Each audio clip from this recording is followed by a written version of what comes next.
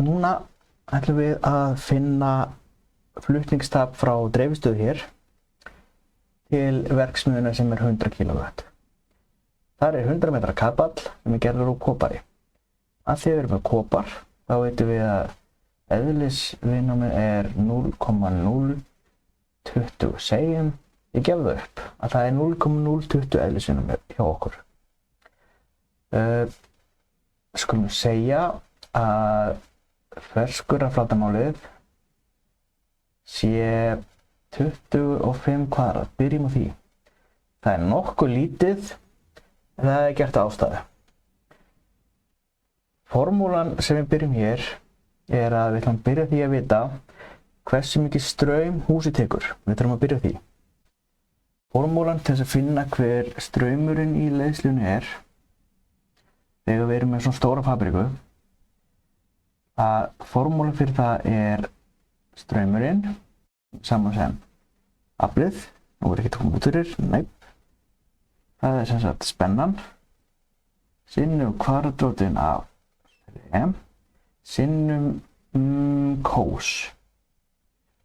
Í þessu tilviki skulum við segja að kósi hjá okkur 0,9. Það eitthvað sem ég bara gef ykkur upp. Síðan þetta mætti nú kannski vera stærra. Við byrjum á þessu. Þannig að straumurinn hjá okkur verður aflið sem verksmiðjan tekur 100 kW eða 100.000 watt, og að þetta þriggjafasakerfi þá erum við með 400 volt sinnum kvadratrótin af 3 sinnum 0,9. Þá skulum við setja inn í reiknivélina hjá okkur.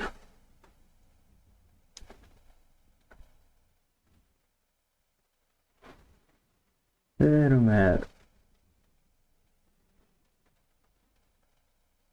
100.000 watt, 100 kW, 400 volt á þriggjafasakerfi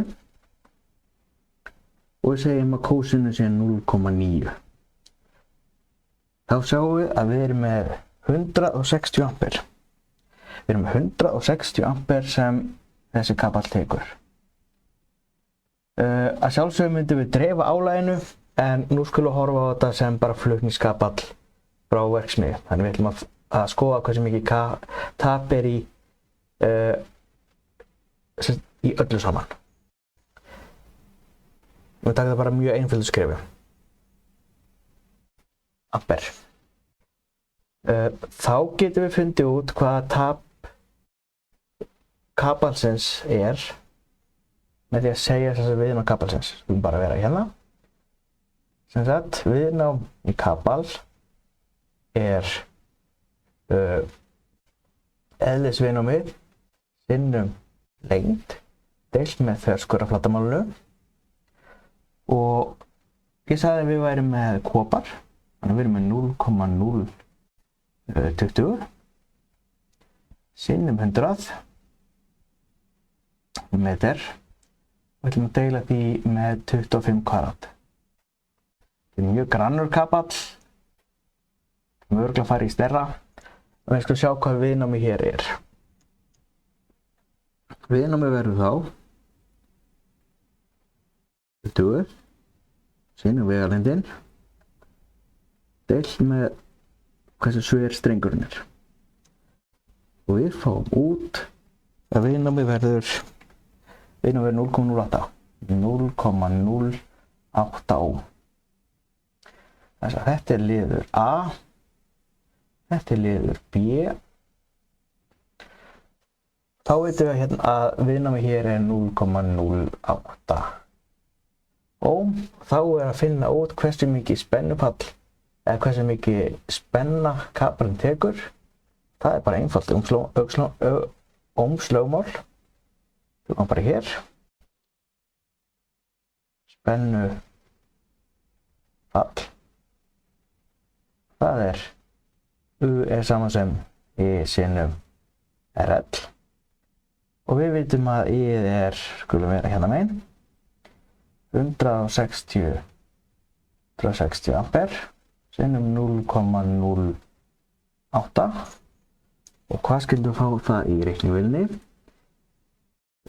160 ampere sinnum 0,08 þá fáum við út tapið verður getur þetta hér, setjum bara hér verður 12,8 volt þá er að finna það síðast í dæminu því að aðveitustöðin gefur okkur 400 volt og þá segjum við 400 volt mínus 12,8 þá sjáum við hver raunveruleg spenna er hér þegar kemur sem sagt sitt voltmælir hérna á endanum